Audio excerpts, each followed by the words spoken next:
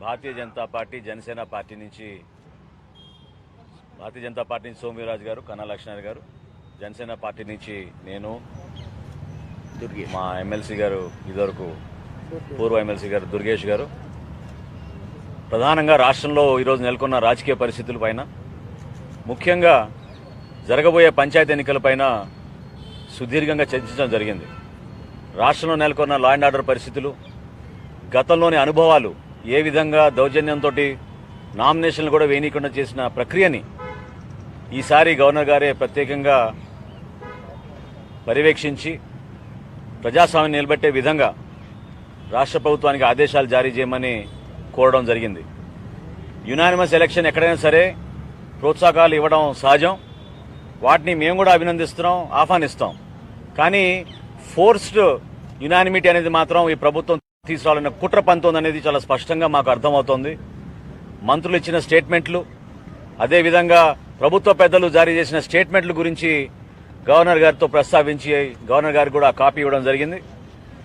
Bharatiya Janata party, Janasena party కలిసి ఈ ఎన్నికల్లో యువతకు ఎక్కువ అవకాశం ఇవ్వాలని, యువతని అన్ని ప్రాంతాల్లో కూడా నామినేషన్లు దాఖలు చేసి ప్రజాస్వామ్య పద్ధతిలో ఈ ప్రక్రియని అందరూ కూడా ఒక పండగలాగా ముందు తీసుకెళ్లాలి తప్ప ప్రభుత్వ దౌర్జన్యాలకి, ప్రభుత్వంలో ఉన్న పెద్దలు వాళ్ళ అధికార అహంకారంతో వాళ్ళు చేస్తున్న కుట్రని ప్రజల్ని తిప్పికొట్టమని మేము మనస్ఫూర్తిగా విజ్ఞప్తి చేసుకుంటున్నాం.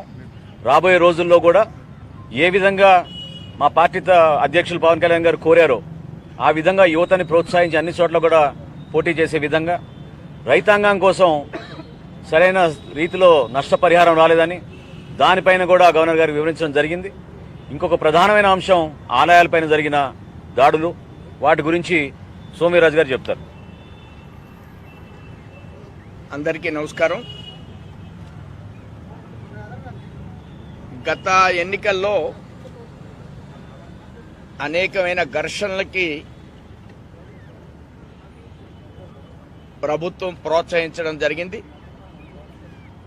చాలామంది జెడ్పీటీసీ, ఎంపీటీసీ ఎలక్షన్స్లో హాస్పిటలైజ్డ్ అవ్వడం కూడా జరిగింది.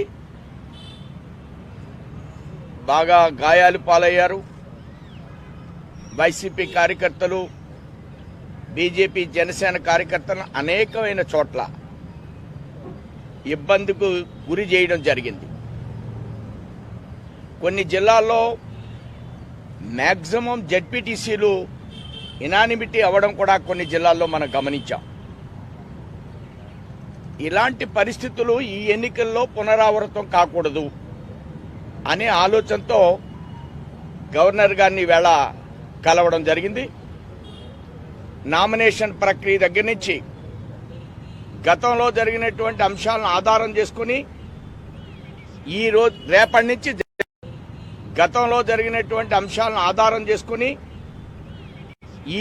రేపటి నుంచి జరిగేటువంటి ఎన్నికల్లో ప్రభుత్వం సజావుగా వ్యవహరించే విధంగా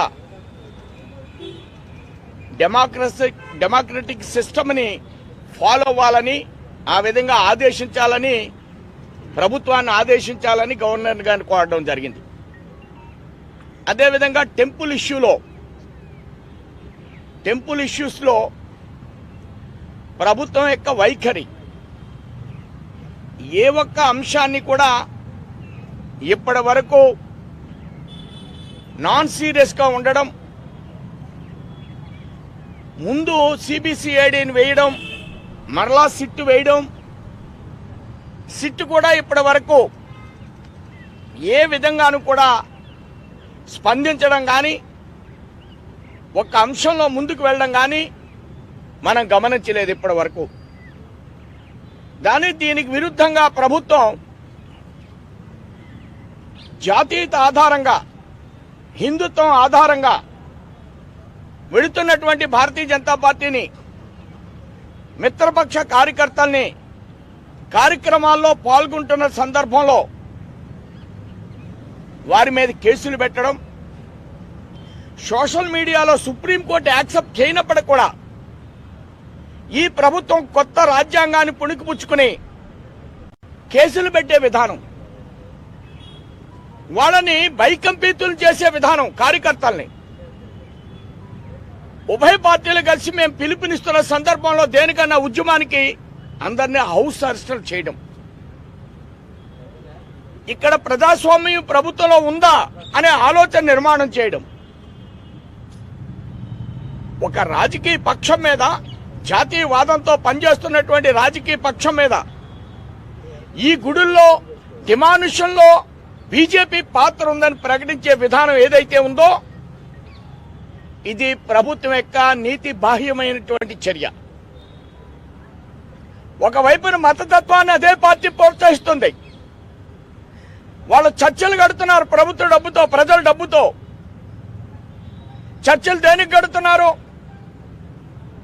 చర్చ్ ఫాస్టర్ని జీతాలు దేనికి ఇస్తుంది ప్రభుత్వం? ఇవన్నీ గవర్నర్ గారికి చెప్పడం జరిగింది. శాలరీస్ ఇస్తుంటే వాళ్ళకి ఏం చేయమని చెప్తున్నారు జగన్మోహన్ రెడ్డి గారు? మతం మారమని చెప్తున్నారా? మతం మార్పించడానికి శాలరీస్ ఇస్తున్నారా? ప్రభుత్వం సమాధానం చెప్పాలి. మీరు దీని మీద పరిశీలన చేయాలని ఈవేళ గవర్నర్ గారిని మేము కోరడం జరిగింది. ఈ విధంగా కేసులు పెట్టే వెహికల్ కానీ, మిత్రపక్షాలని, మా ఉభయ పార్టీల్ని ఇబ్బందులు పెట్టి కార్యకర్తలను ఇబ్బంది పెడుతున్నటువంటి వైఖరి కానీ, వీటిని అన్నింటినీ కూడా మీరు దర్యాప్తు జరపాలి. ఈ ప్రభుత్వంతో ఒకసారి పిలిపించి మాట్లాడాలి. ఎలక్షన్లు సజావుగా జరిపించాలి. ఈ రెండు అంశాల మీద ఈవేళ మేము గవర్నర్ గారిని కలవడం జరిగింది. థ్యాంక్ యూ అండి.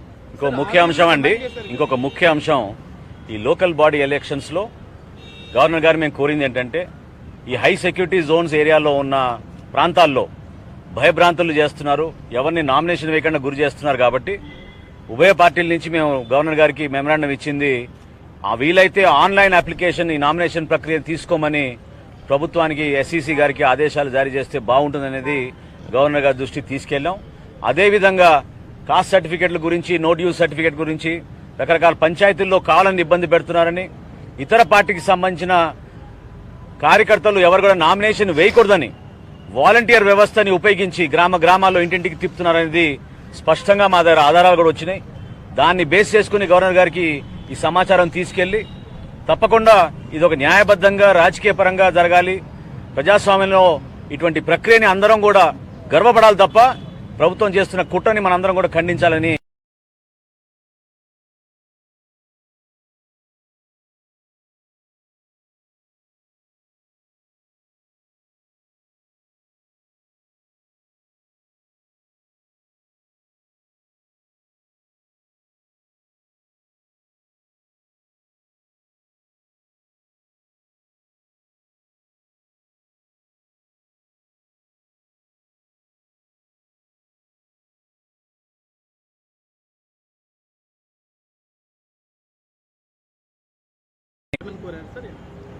అనే దాన్ని పరిశీలించాలి.